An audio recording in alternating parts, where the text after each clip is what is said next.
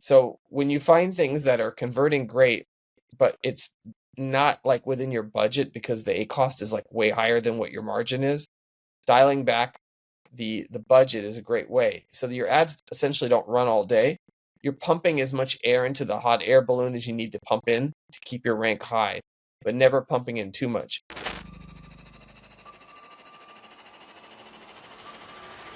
Welcome to the E-com Breakthrough Podcast. Are you ready to unlock the full potential and growth in your business? You've already crossed 7 figures in sales, but the challenge is knowing how to take your business to the next level. Join Josh Hadley, an 8-figure e-com business owner and investor, as he interviews highly successful business owners. Get ready, because you're going to learn specific actions you can take today to help your business reach its full potential and leave a lasting impact on the world. Welcome to the E-com Breakthrough Podcast. I'm your host, Josh Hadley, where I interview the top business leaders in e-commerce. Past guests include Kevin King, Aaron Cordovez, and Michael E. Gerber, author of The E-Myth. Today, I'm speaking with Aaron Beiner, who is the CEO of Marketplace Nerd, and we're going to be talking a lot about PPC, conversion rate optimization strategies that can help you survive the increased competition and fees on Amazon. This episode is brought to you by E-com Breakthrough, where I specialize in investing in and scaling 7-figure e-commerce companies to 8 figures and beyond. If you're an ambitious e-commerce entrepreneur looking for a partner who can help take your business to the next level, my team and I bring hands-on experience, strategic insights, and the resources needed to fuel your growth. If you or someone you know is ready to scale or looking for an investment partner, reach out to me directly at josh@ecombreakthrough.com. That's ecom with 2 M's, and let's turn your dreams into reality. But today I'm super excited to introduce you all to Aaron Beiner. He originally started off selling footwear on Amazon in 2008. Eventually, he pivoted into private label and is currently a 7-figure seller on the platform. He currently runs his own PPC agency that is focused on helping sellers with consulting and managing PPC. So with that introduction, welcome to the show, Aaron. Thanks for having me. Good to be here.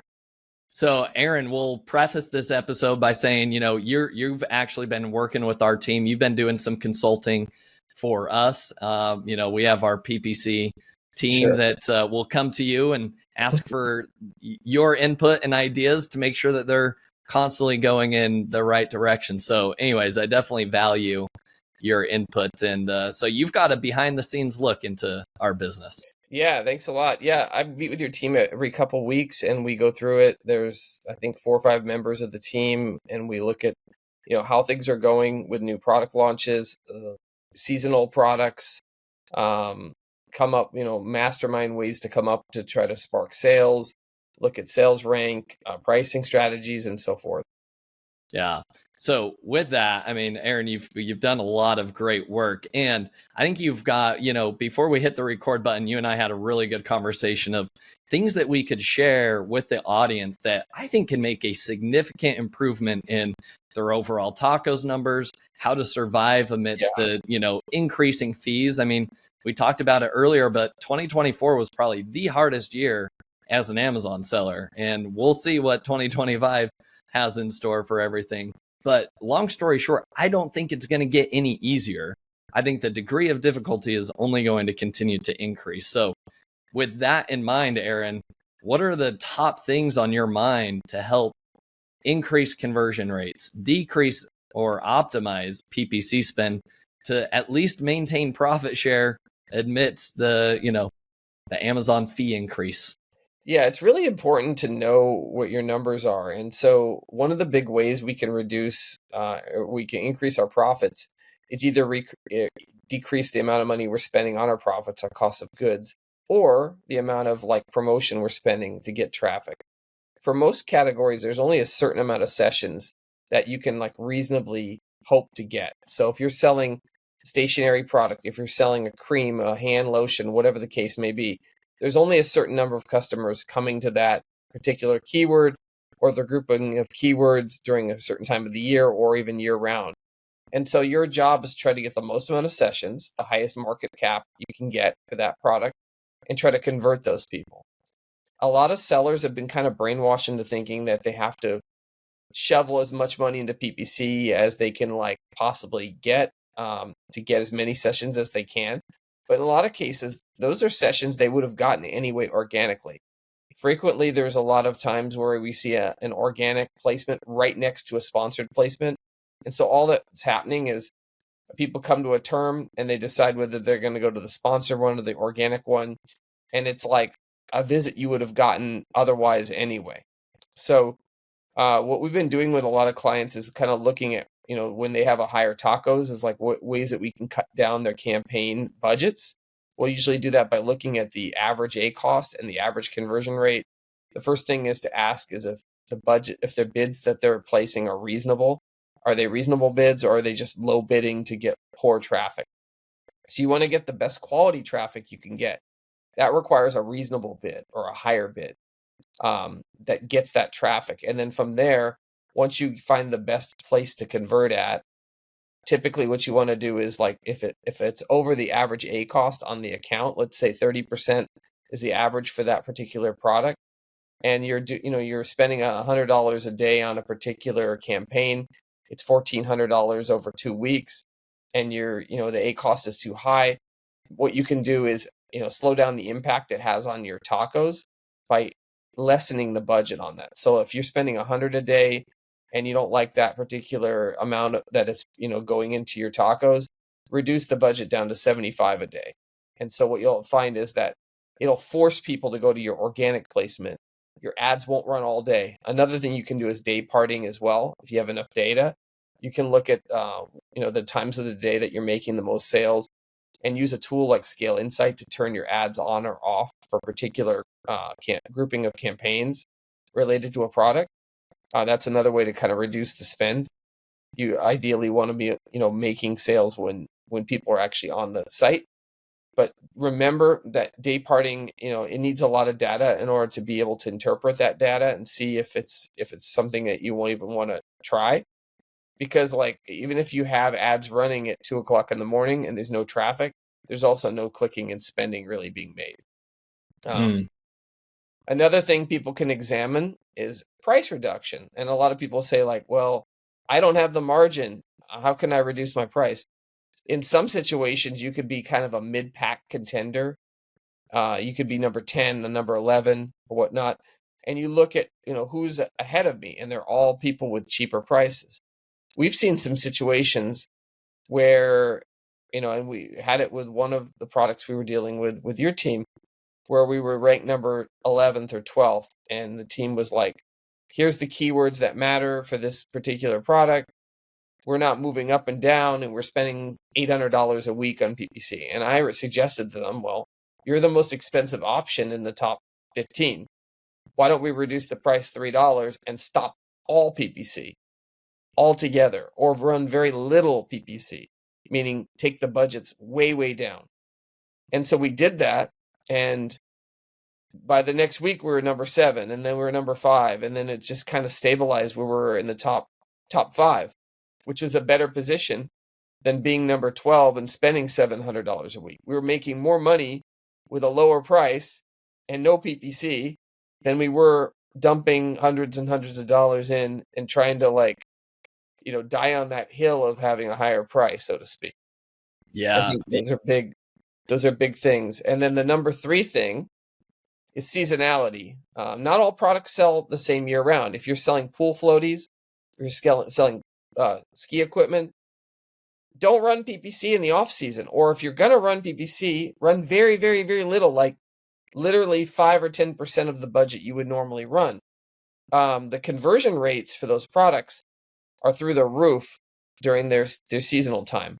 We had a client that sells camping stuff. I won't go specifically about what the camping stuff was, but it's like, hey, why am I not moving the same amount of camping stuff in December, in January, in February? Well, because it's freezing cold outside in most parts of the country in the U.S., where it was a U.S. market seller, and people aren't going on a camping trip there. And we look at the data from like a Helium 10 or a Jungle Scout or a Seller Sprite, and you can see, when for the main keywords, camping products, this type of specific camping product, and so forth. When are the spikes? You can even look in Google Trends. When are people actually going camping? that's when you need to have your ads full, all to the, foot pedal to the metal all the way down, full, as much budget as you can afford, as many sessions as you can get without overspending.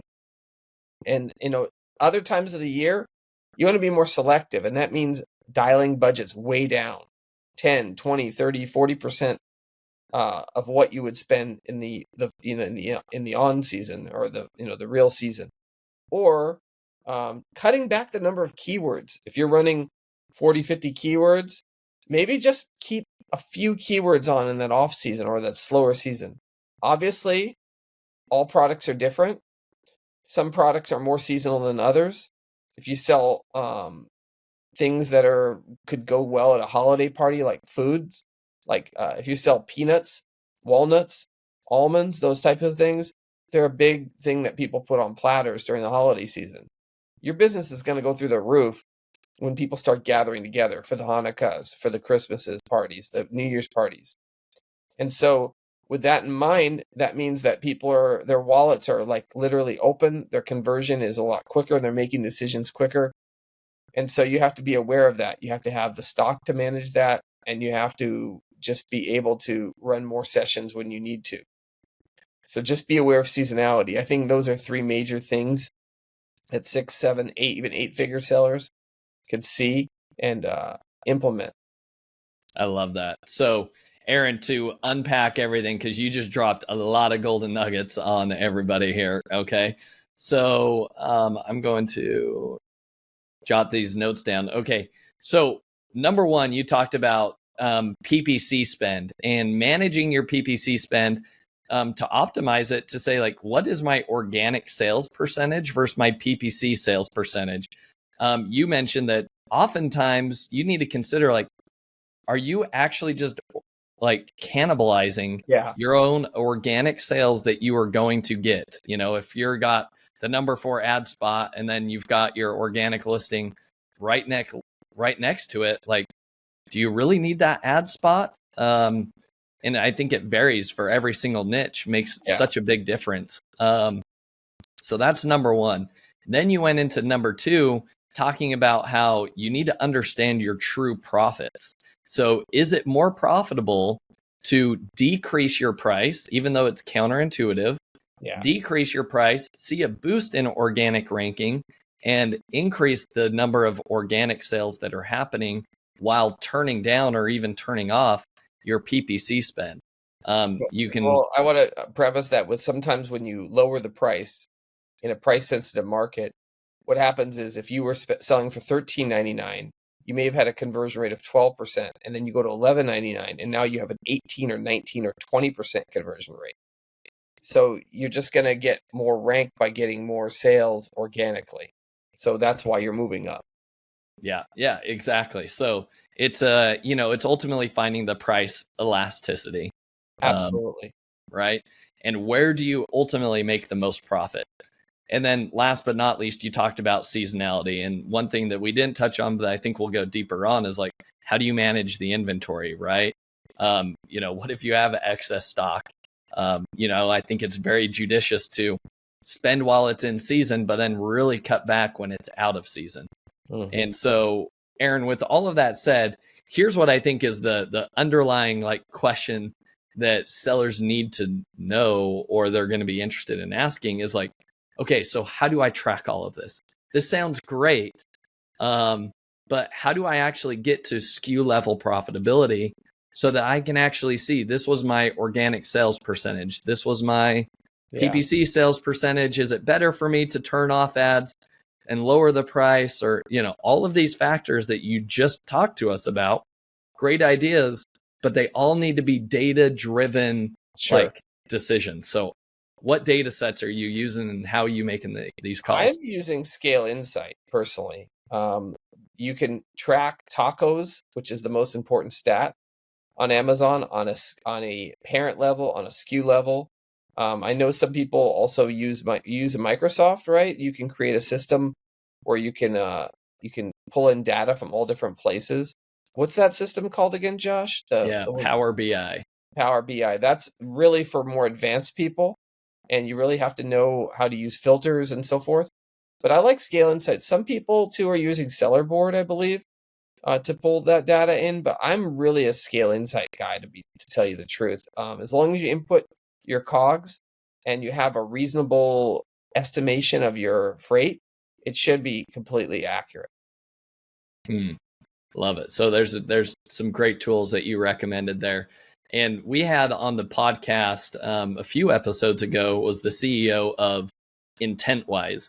Now, again, not a cheap solution, but this brings in 5 different data sets, especially through Amazon Marketing Cloud, that can help you make more informed decisions. And my recommendation on that one was, hey, if you're selling like a supplement or something that you have like a subscribe and save, or there's a high repeat order value, you need to have the sophistication to know, yeah, I'm willing to lose money on the upfront, my first sale, because I know I'm going to make it up on the LTV of the customer. And, Amazon Marketing Cloud can help you diagnose that. They can track the entire purchase journey, which is really cool.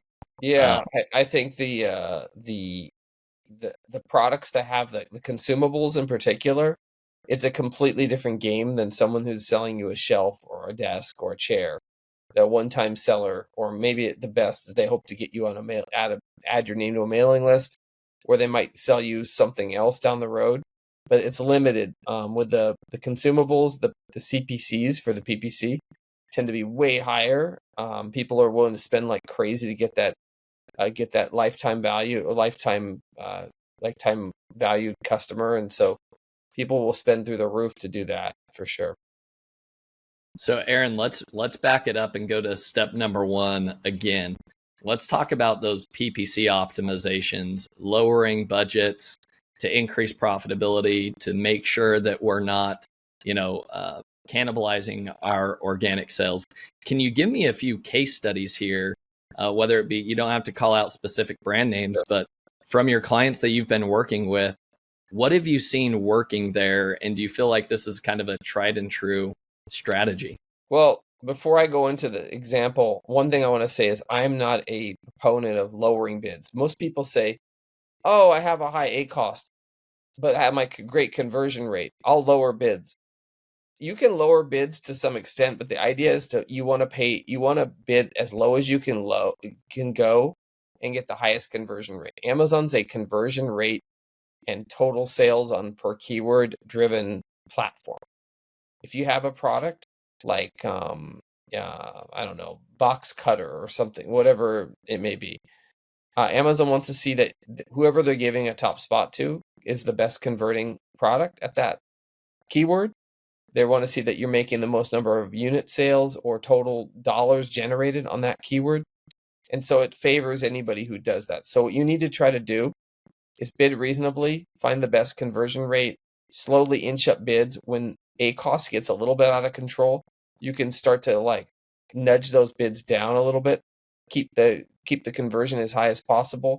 You can look at insights and planning in your ad console to see what the average is for a particular niche. Like if you're selling box cutters, there's usually a subcategory. You can kind of see what the average median is and what the top performer in that category is.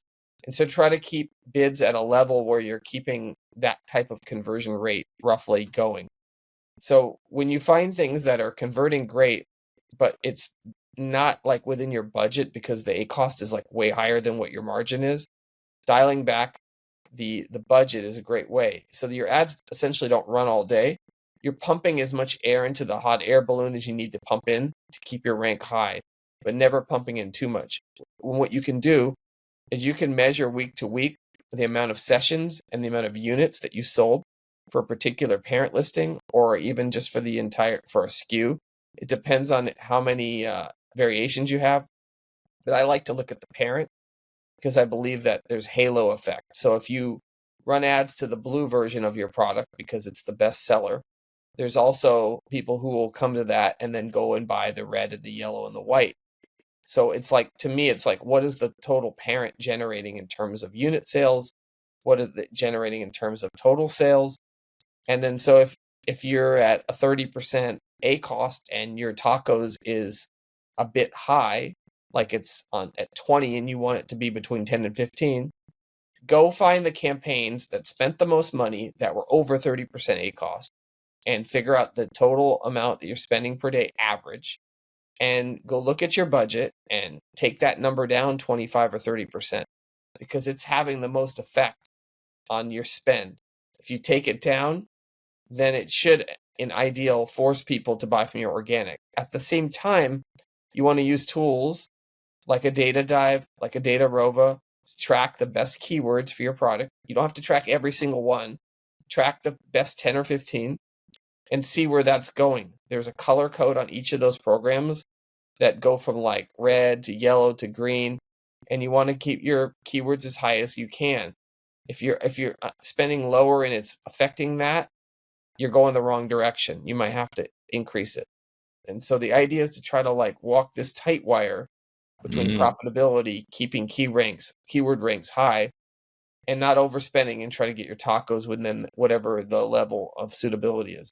Obviously, for every seller, they're sourcing at different margins. And so for some people, they might sell an expensive product and they're like, we have to be in a tacos of 5 to 7%. Another person, they might have a humongous margin of 60, 70% after all fees.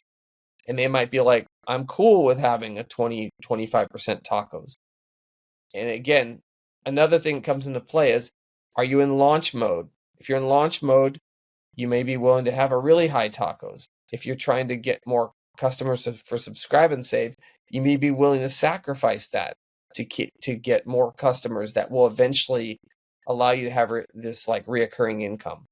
So I think those are all big factors that you have to consider when figuring out whether you want to cut budgets or not. Yeah. Aaron, you gave so much for a listener to kind of chew on right there. And I would encourage the listeners to go back, push the rewind button, and slow this down to 1x speed. I know I always listen to my podcast on like 2x, but go slow on here, because Aaron shared some very actionable strategies that you can implement here. But before you just blindly, start cutting budgets, like do what Aaron said, like you've got to be measuring the data. Yeah. Step number one is you've got to make sure like you can see causation or correlation with whatever you're doing, and you can only implement one test at a time. Is that the way you kind of approach things, Aaron? It's not like, well, we cut budgets, then we also changed out our main images, and I don't know. Your thoughts on that? I definitely think that when you mess with price or content on page, that you, like, let's say you launch something that's not performing well. There's a time and a place to make what I like to call wholesale changes.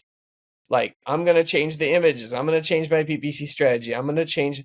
That's kind of a like throw it at the wall, Hail Mary kind of approach. And so if you launch something new and you have a ton of stock and it's sitting in Amazon's warehouses, you might have to try that. You might have to do that. But otherwise, if you're a stable product, if you're mid-pack, or if you're top 10, but you're not in the top 5 and you're trying to get to the top 5, maybe those are the places to make the subtle little changes. Changing your main image, changing your secondary content, the second, third, fourth, fifth images, changing your product video. Those will have less effects. So making little changes and measuring week to week with seasonality in mind, if your product is seasonal, and other things in mind too, is an important thing. I think what people don't understand, and this is kind of like what my background was a long time ago. I used to race radio control cars, model cars, on a racetrack, asphalt and off-road. When the temperatures would change outside, our cars would behave differently. We have to make changes to suit the track, to suit the conditions. That's what Amazon sellers don't realize with their ads. They have to make changes like they're an F1 car to the track conditions. When you see F1, do they run the same tires in the rain? No. Do they run the same tires in the heat and the cold? They're constantly changing what they're allowed to change within the rules. Amazon's allowing us to change all of our content. They're allowing us to change our placement modifiers, allowing us to change our bids, the number of keywords, the types of ads. There's a lot of things you can make changes on.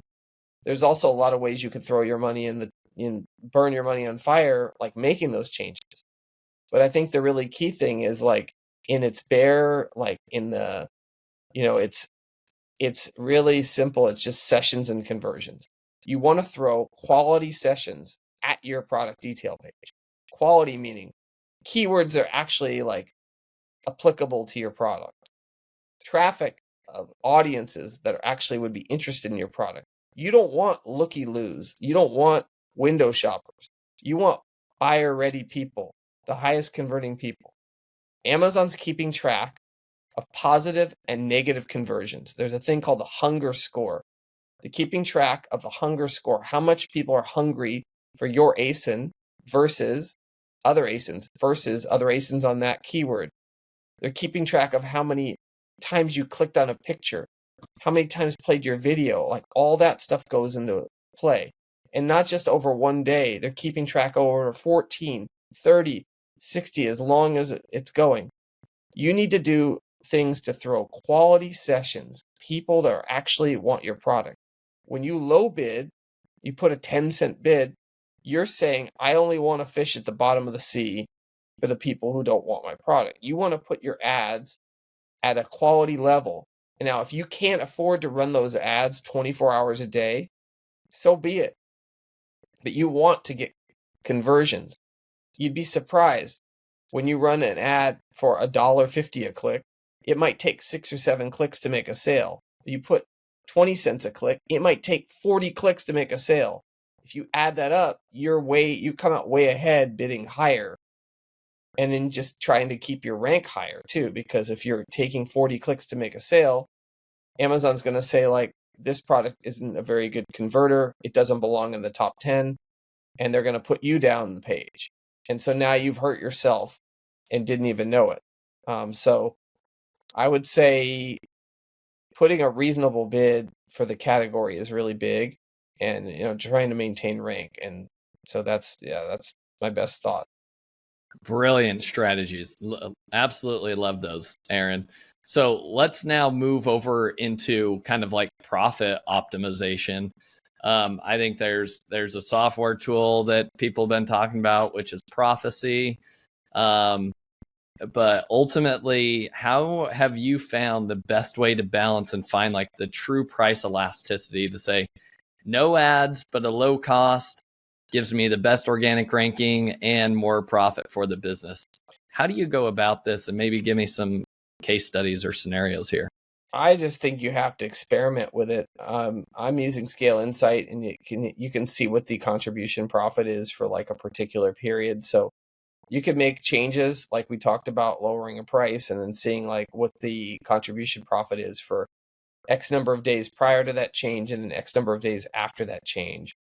I think that's the best way to do it. Other people are going to have other ways, but I would really say another thing you have to play into role is like how much stock you have. If you have low inventory, then that means Amazon's not going to have many of your inventory in all the warehouses across America.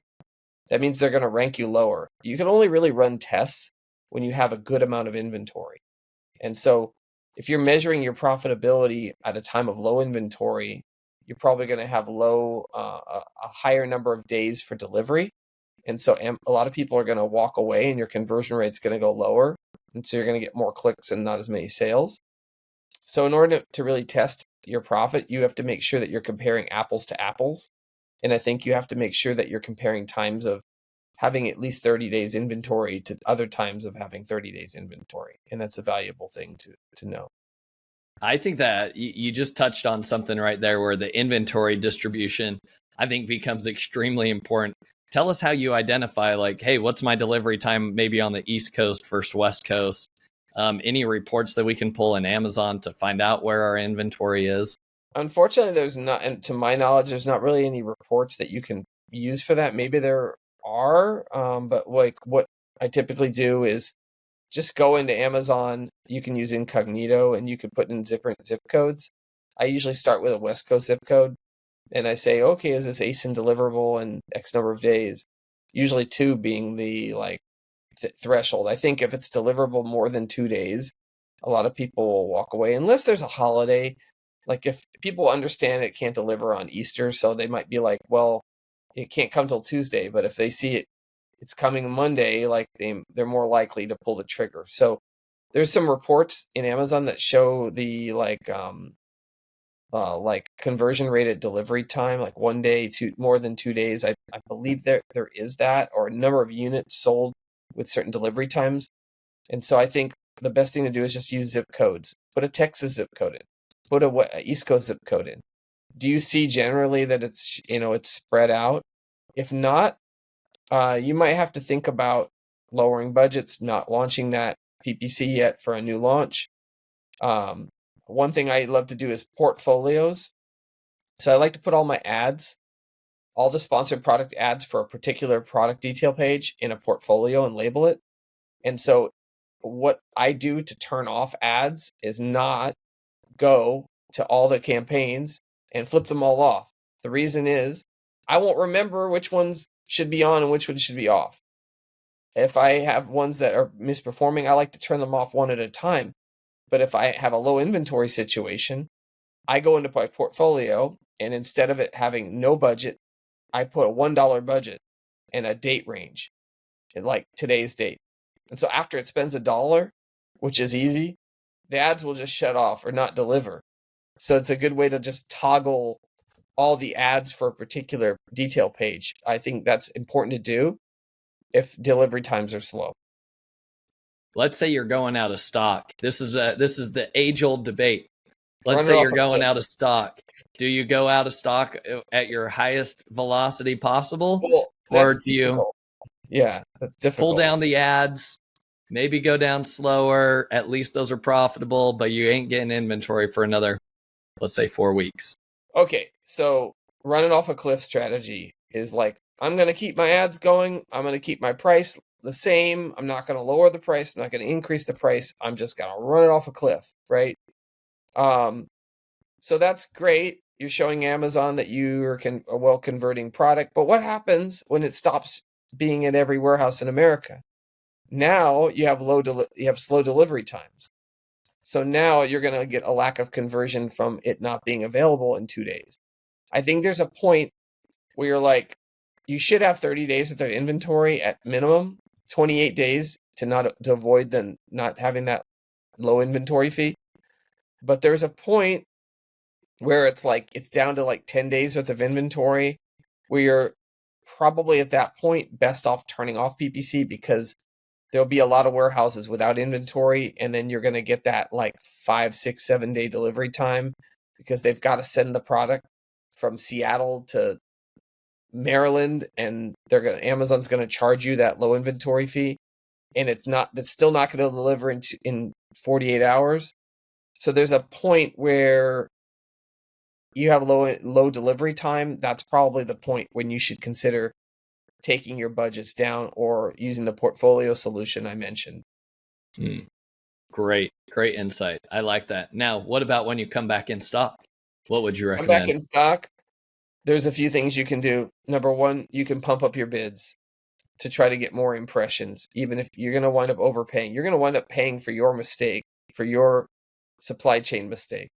Number two, you can find the main keywords for the product.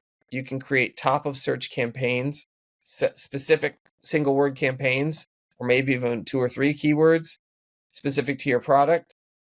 Put a low bid and put a high multiple, 400 or 500%. So let's say the bid is like, a normal bid would be $3 or something. You could put like a 25-cent bid with a 500% multiple for top of search, assuming top of search is where you perform the best. Most products it is.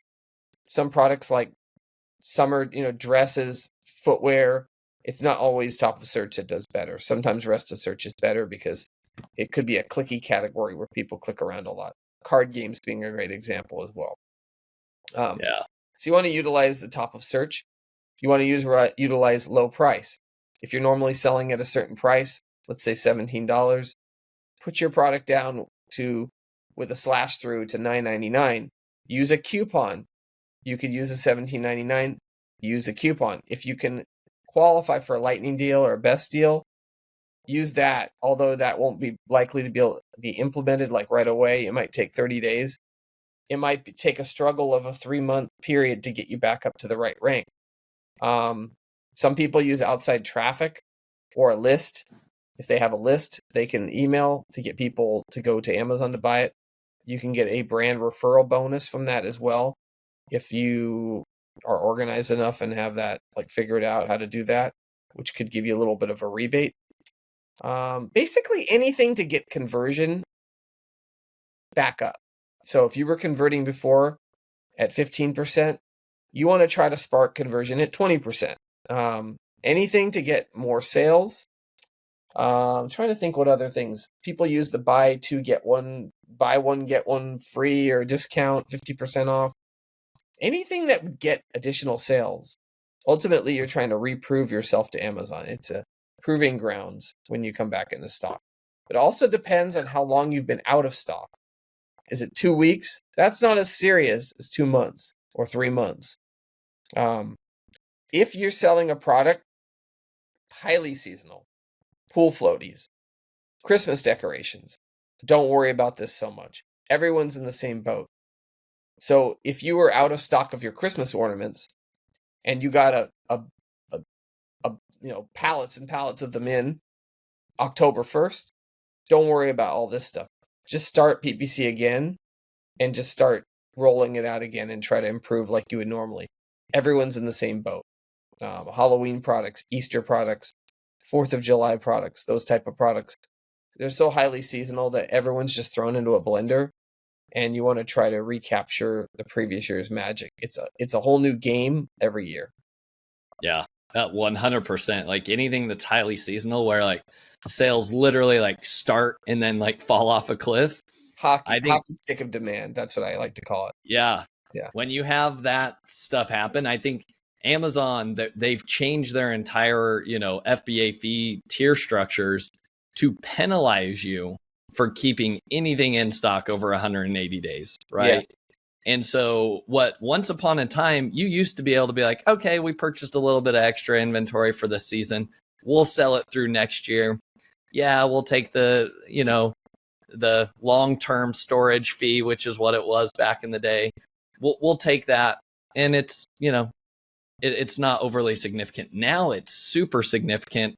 And I do think like the strategy is like sell out maybe even a week before, the season actually ends.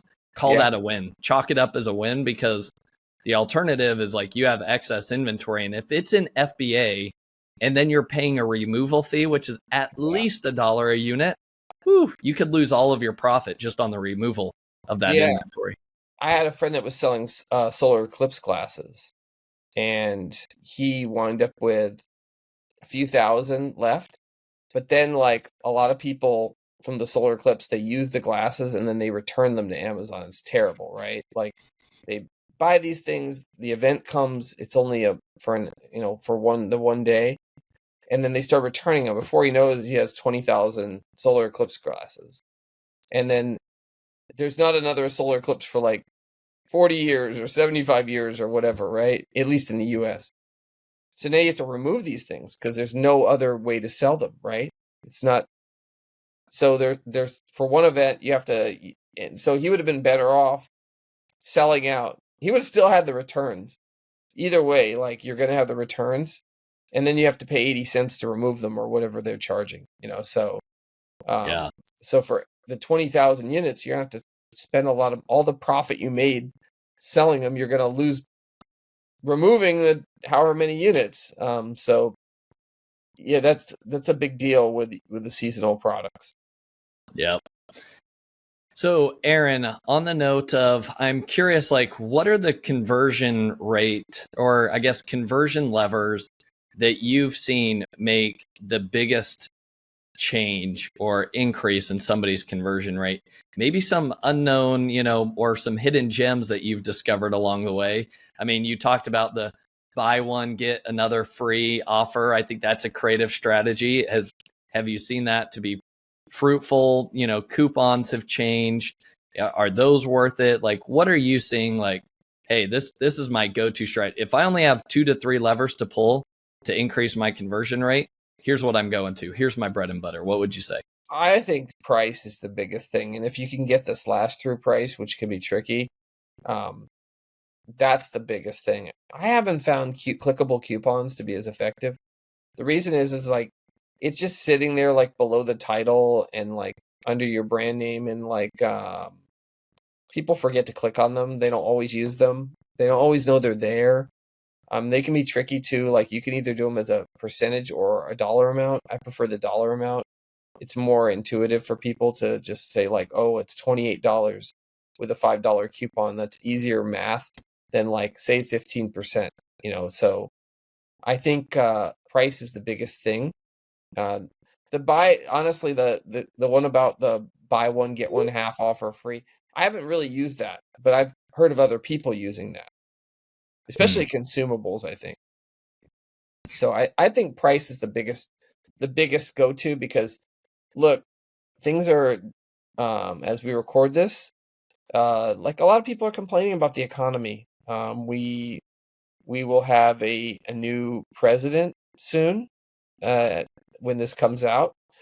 And, there's a little people have different views on the economy, where it's heading, where it's been. And so people are very like, they're uncertain about the future. And so they're not going to spend $1 more than they have to get whatever they need for their Christmas party or birthday party or whatever's coming up. They want to spend as little as possible.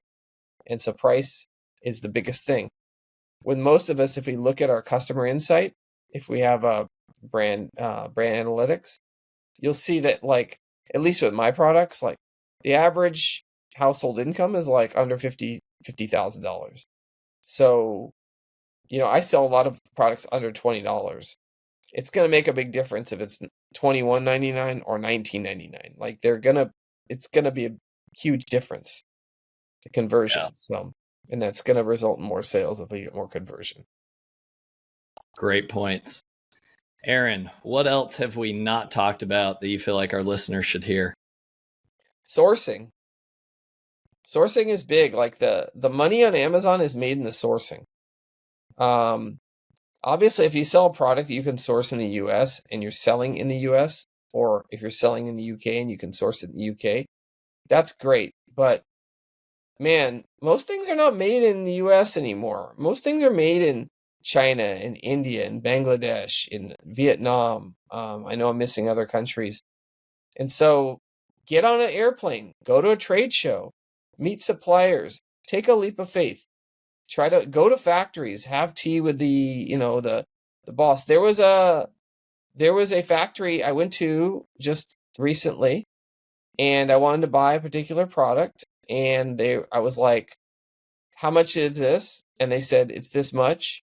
And I said, well, I did the math with Amazon fees and stuff. I was like right in front of them, I pulled out the Helium-10 calculator. It's like, we're not going to make any money. Here, you can see right here. And I was like, what if we put two shelves together? Because it was a shelf product. And they're like, well, now we make a little bit of money, but it's still really no money. And then the boss came walking in, like the owner of the company, and he's like, what's going on? And luckily he spoke good English. And I was like, we don't make any money with the pricing that your like salesperson is giving us. Here's why. Here are the fees. And he looked it over and he's like, well, we have another big order from like a European customer. And if we like piggyback your order with their order to save on like production cost, if we save on the total raw materials, that we can make your products for $4 instead of $5.83.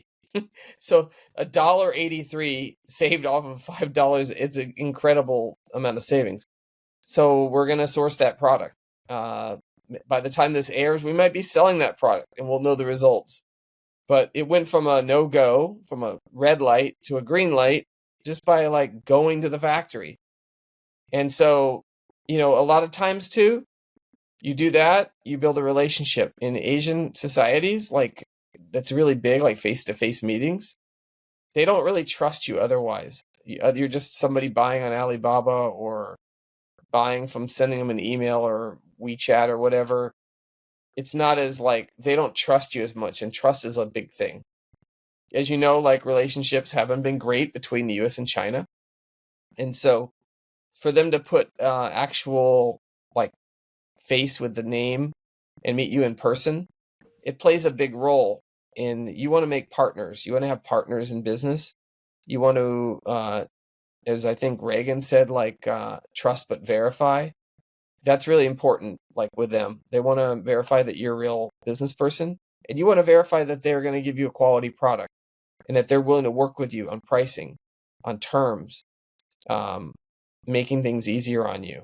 That they're in the same. You're all in this together. And the only way to Yeah. do that is to actually do face to face. Go to Mega Show in Hong Kong. Go to Canton Fair. Go to other fairs, obviously in other countries as well, depending on what is that you're selling, and make money in the sourcing, because you can't just PPC your way to the top. You can't just Alibaba it to the top. Like, you have to try to source as little, give people as much value as they can, and look at your packaging. How can you make it lighter? How can you make it more compact in the packaging without it breaking? How can you give people, honestly, the least amount you can give them and sell it for the most amount you can, or at least source it for as low as you can? That's really important. Yeah, I agree. You're preaching to the choir here, Aaron.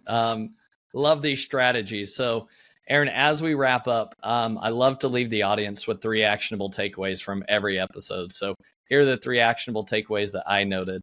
Number 1, you need to understand your numbers. And so if you don't already have a tool that you're utilizing that allows you to see SKU level profitability, that is probably one of the biggest things that you need to implement into your business. First and foremost, I would go back and I would re-listen to the episode I recorded with Srinath Reddy. He's the CEO of IntentWise. He went into the number of different strategic decisions you should make on your business based off of data alone. And so he talked about how to aggregate that data. As Amazon becomes more complex and competitive, the people that are going to win are going to be the more sophisticated sellers. And so what worked back in the 2017, 2018, I promise is not going to work when it comes to 2028. Things are changing. So that's action item number 1. Know your data, have a data resource, and then utilize the data. Action item number 2 is to test different strategies. I think you listed off a plethora of strategies that people can implement here, Aaron, from reducing your overall just campaign budgets on PPC, to reducing your price, turning off PPC, to increasing your bids, and so much that you talked about. And at the end of the day, every product category behaves very differently. And so you're going to need to test and see what works, and then go take a look at the data. That's all that we've done for our own business, is constantly test, review the data, and then make further changes and adjustments. And that's just the nature of the business moving forward. And then last but not least, I would recommend, going back to your sourcing aspect, I would say the biggest thing that you can do is go meet your supplier in person. I do agree that as things get more competitive, the people that will win are going to be the people that are sourcing the products at the cheapest rates they possibly can, while providing a quality product that allows them to actually generate a profit margin. When profit margins on Amazon are decreasing, it's more and more important that you're sharing that with your manufacturer to know that, hey guys, we're partners. If I can't make a profit, you're not also making a profit either. And I'm going to take my orders away, essentially. Yeah. Having those conversations are going to make all the difference in your business. My prediction, I've said this over and over again on the podcast, is that Amazon's going to become a marketplace similar to what you see in a grocery store, where everybody that's selling into these grocery stores, or grocery stores themselves, are operating on single-digit profit margins. That's where we're heading. That's what Amazon wants. They're incentivizing, why we talked about decreasing your price, and that's going to increase your conversion rate, which is then going to increase your overall, organic ranking. Amazon, their algorithm is incentivizing you to bring your lowest possible price. So if competitors continue to bring cheaper and cheaper prices, then guess what happens? Margins are only going to continue to erode. So, which goes back to, do you know your data? Sometimes it may be worth taking that product and shooting it behind the barn because it's no longer making you profit. Yeah. So the more data driven that you can be, the better. Aaron, anything else that I missed here? Yeah, I think ABL, always be launching. Always be launching. And what that means is always be launching new PPC strategies, trying new things, but products. Always be launching new products. Don't be afraid to take a chance. Be careful. Don't borrow too much money that you can't pay back. Like, obviously do it within reason, but I think always be launching. And that's the way to find it. Remember, each new product you launch is a new stream of revenue potentially. And so, like you said, the ones that don't work, take it out back and shoot it in the barn, like you said, to give that analogy, because it's not working. But always be looking for another one that you can put out. And then carefully evaluate it. Is this product easily breakable? Is it going to get a lot of returns? Like, is this, is the amount of storage and the amount of freight worth the profit margin I'm making? What are the risks involved, and so forth? Yep. I echo that same sentiment. So, Aaron, this has been awesome. Now, as I love to ask each guest the following 3 questions. So here we go. Number 1, what's been the most influential book that you've read and why? I'm not a big book reader. I'm a big podcast listener. I'm just a nerd, Amazon nerd. I like to listen to all the Amazon podcasts, Serious Sellers, Seller Sessions, for example. I've listened to this podcast. I've listened to just a lot of the podcasts. I'm just a big podcast guy. I love it. All right. What is question number 2? What's your favorite AI tool that you've been using and why? Mainly just Chat GPT, to tell you the truth. And so how I'm using it a lot of times is like, if I'm having a hard time like trying to figure out, like, we sell a lot of toys, and like figuring out a theme for a particular age group, I'll be like, what are some themes that like 5 to 7-year-old boys are into? And it'll give you the themes, and then you can use those to kind of go back and decide how to make a product, like what you should target it. So, if you're like, well, what kind of science toys do like 9-year-old boys like? It'll tell you, give you like, oh, they like to mix chemicals, or they like to do make a lava project or whatever.